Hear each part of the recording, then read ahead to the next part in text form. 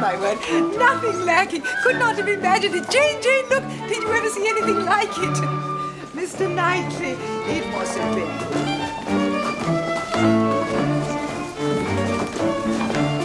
A very fine young man indeed, Mr. Weston. You may believe me, I never compliment. So truly the gentleman, without the least conceit or puppyism. I am extremely pleased with him. Thank you, Mrs. Elton. I have yet to meet anyone who did not like my son. Ah, but you must know that I can be very severe upon young men. I have a vast dislike of puppies, quite a horror of them. Had he turned out to be a puppy, I might have said some very cutting things, you may be sure. I am a scourge of puppies. Am I not, Mr. E? Indeed you are, Augusta. Woe betide any puppy who ventures into your society.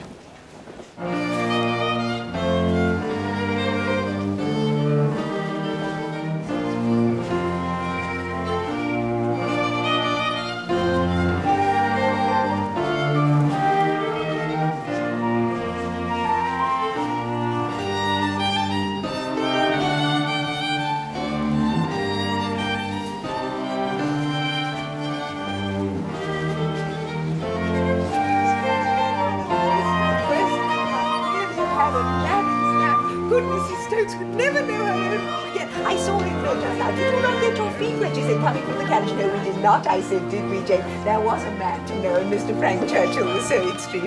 And there he is now dancing. Mr. Frank Churchill cuts a very fine figure, does he not, Mr. Knightley? Very sprightly. Very sprightly, yes, indeed. That is the word for him. And so well partnered in Miss Woodhouse. They make a very pretty pair, do they not, Jane? They might have been made to stand up together.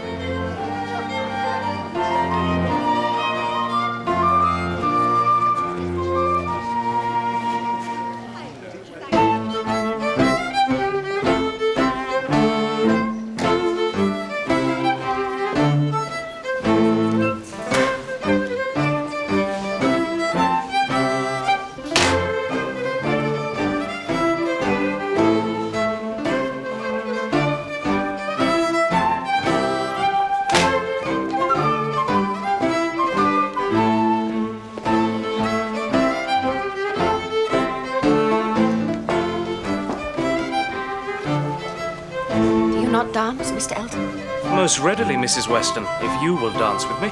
Me? No. I would get you a better partner.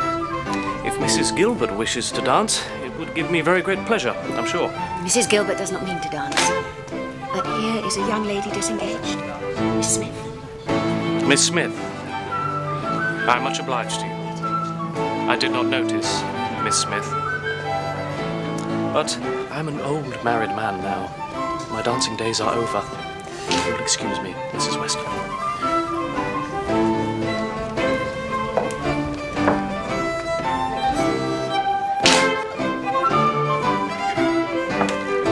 Ah, Mr. Knightley. Excuse me, sir.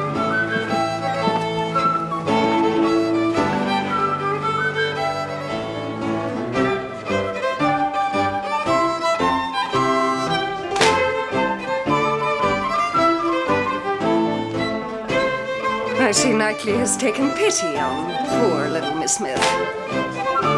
Very good-natured, I declare.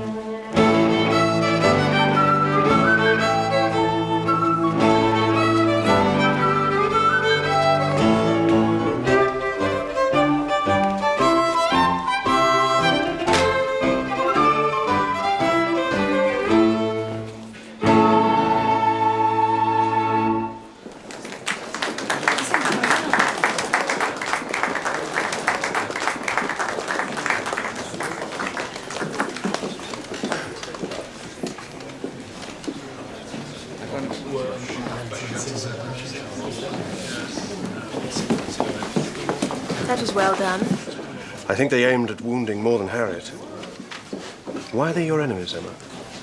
Perhaps I can guess in Mr. Elton's case. Confess, you did want him to marry Harriet. Yes, I did, and they cannot forgive me. I admit now I was completely mistaken in Mr. Elton. There is a littleness about him which you discovered and I did not. Well, in my turn, I'll admit I underestimated Harriet Smith. She has some first-rate qualities which Mrs. Elton is totally without. An unpretending, single-minded, artless girl. Infinitely to be preferred by any man of sense and taste to such a woman as Mrs. Elton. Come, Miss Woodhouse. Miss Otway, Miss Smith, what are you all doing? Come, Emma, set your companions the example. I'm ready. Who will you dance with? With you, if you will ask me. Will you?